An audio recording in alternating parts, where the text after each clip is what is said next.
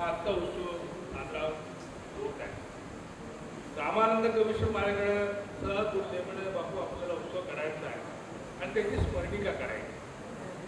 तर रामानंद आपल्याकडे वेळ फार कमी आहे आणि तुमचं स्मरणिकेचं स्वप्न फार मोठं आहे. पण गंमत अशी होती की स्मरणिका याच्याकरता छापावी लागणं गरजेचं होतं की तेव्हाचे बरेचसे साधक मंडळी कालाच्या ओघात दिसत नाही. काही लोक दिसत आहेत ते त्यांच्या वरचं पूर्ण साथ झाले नाही. त्याबरोबर मेंदूच्या त्यांच्या संवेदना आणि त्या आठवणी देखील दुर्लक्षतात आहे. त्याच्यामुळं म्हातारपणी पुन्हा बेमेंदूने चार करण्याची आता वेळ आलेली. हा उजळणी वर्गच आहे. रामभाऊ म्हणला म्हणजे आपण म्हणजे काय हरकत नाही. वेळेअभावी जितक्या साधक लोकांनी ते आपल्याकडे लेख आले होते ते सत्य अनुभव आहे. ते त्यांनी अनुभवलं, त्यांनी शब्दांकित केलं. ते त्यामधला कुठलाच लेखक किंवा ज्यांनी लेख दिलेले आहे ते कुठलेच व्यावसायिक साहित्यिक नाही. ते सर्व भोळे भाविक आणि प्रेमी मंडळी होती. त्याच्यामुळे त्यांच्या भावना पूर्णतः त्या शब्दांकित झाल्या आहे अशा नाही. त्यांच्या भावना त्याच्या पुढच्याही आहे.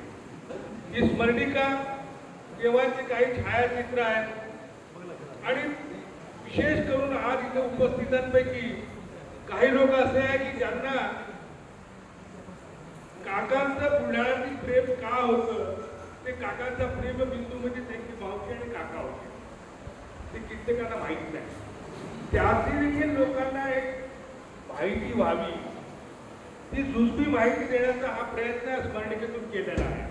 ही स्मरणिका म्हणजे दत्ताभैया महाराज त्यांचं कार्य आणि त्यांच्या एकंदर कार्यातून जे काय घडत केलेलं आहे त्या उत्सवाला त्याचं एक थोडंसं बघून वास्तुतः त्या उत्सवाची व्याप्ती, त्या उत्सवाचं महात्म्य, त्या उत्सवाचं पावित्र्य आणि दत्ताभैयांचं एकूण केलेलं कार्य हे म्हणजे आबाला गवसणी गायण्यासारखं ते काम आहे.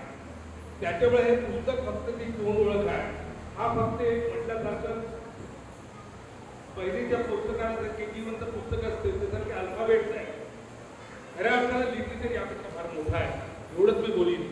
आणि रामभाऊने हे कारण नसताना माझा आत्ता जे राकेश शर्मा केला त्याबद्दल मी त्याचा धन्यवाद, आयोजकाचा धन्यवाद की माझ्यासारख्या माणसाच्या हातात माहिती देणं ही एवढी चूक त्यानं केलेली आहे.